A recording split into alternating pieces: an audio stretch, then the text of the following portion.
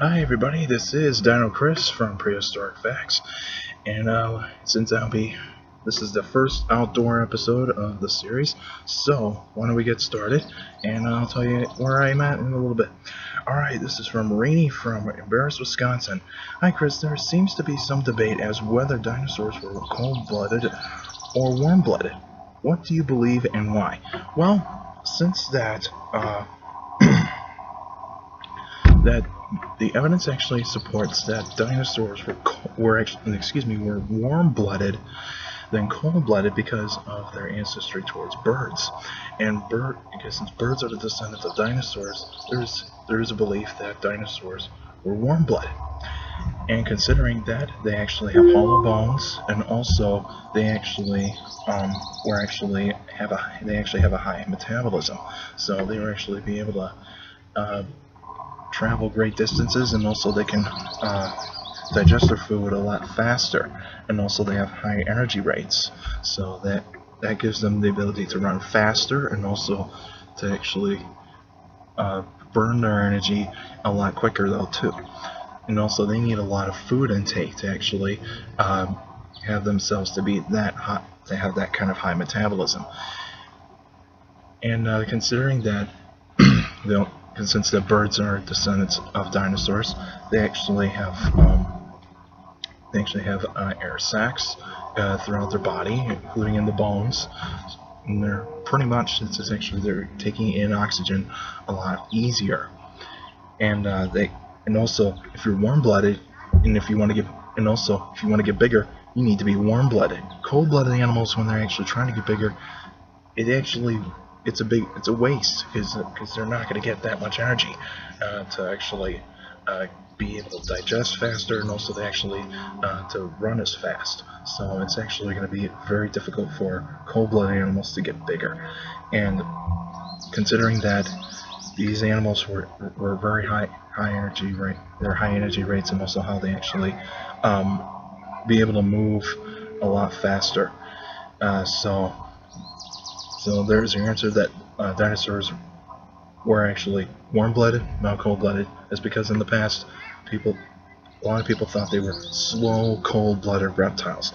But considering that they're part of the reptile family tree, but they're not really kind of reptiles, they have a history with reptiles, but not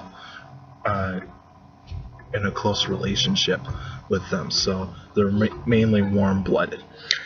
Alright, and this is from that. And our final question is from Dottie from Maple Grove, Minnesota. Chris, what do you think of the newly discovered Nasutoceratops Titus?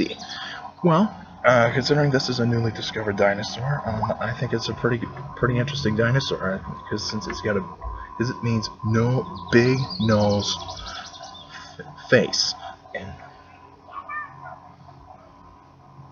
and considering that it has a huge beak, and what's really interesting about this dinosaur is that its horns are kind of like a cow. It's kind of like a longhorn cow, like you see the ones out of Texas, and it's a pretty interesting dinosaur. I think it's a pretty cool looking dinosaur. I think it's a good step forward in paleontology, and it's showing what the evolution of ceratopsians, and because since ceratopsians are the horned dinosaurs, and I think it's a pretty interesting dinosaur.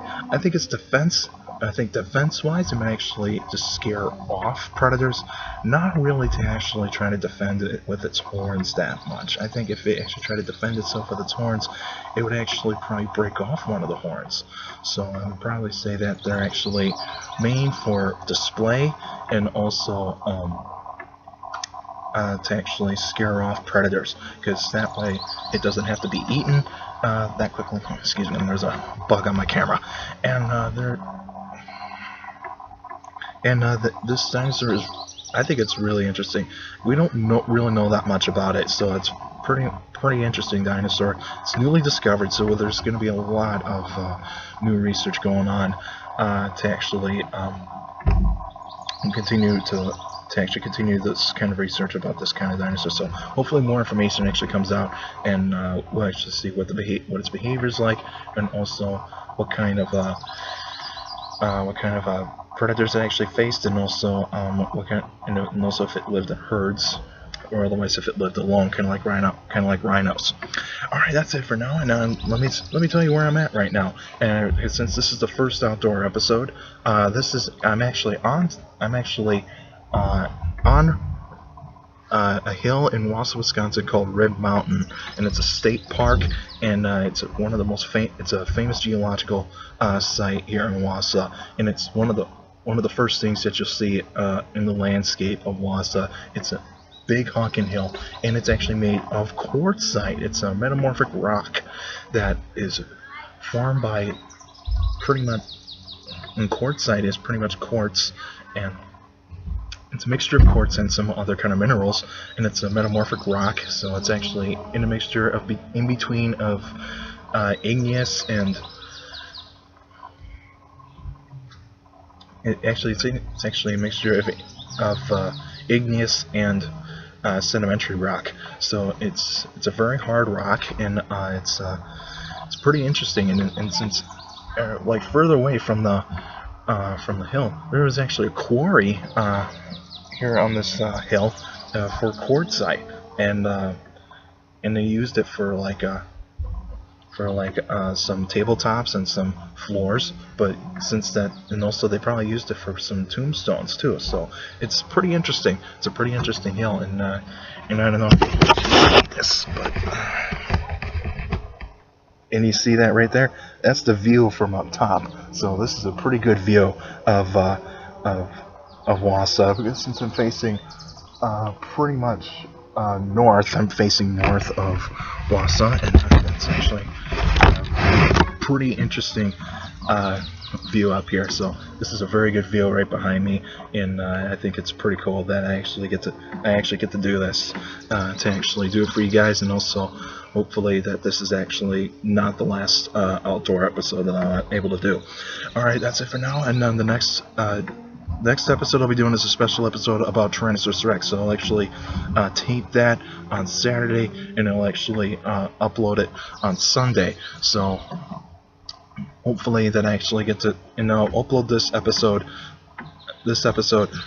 tomorrow when I get the chance. So and just to let you know that I'm not going to stop doing this. I'm not going to stop doing what I do. I'm not going to stop doing this show. I'm not going to stop doing outdoor episodes or anything like that. Since I'll be going to college in UW River Falls, Wisconsin, University of Wisconsin River Falls, that I'll be going for my college education in geology, considering that I want to be a paleontologist, and hopefully I can get my bachelor's degree in geology and go for paleontology for my master's. Hopefully in the future, I'll keep doing these episodes for you, and make sure to make sure that you guys actually keep sending your questions through email at dinocris71@gmail.com, and also you can post your questions on the Facebook fan page for Prehistoric Facts. So find the Prehistoric Facts fan page on Facebook, and you can actually hopefully you can like it, and also post your question. Make sure to leave your first name and where you're from on the emails, and where you're from on the posts on the messages on Facebook. So hopefully you guys actually can continue to sending me those questions, and hopefully I can get some more questions when I'm at River Falls.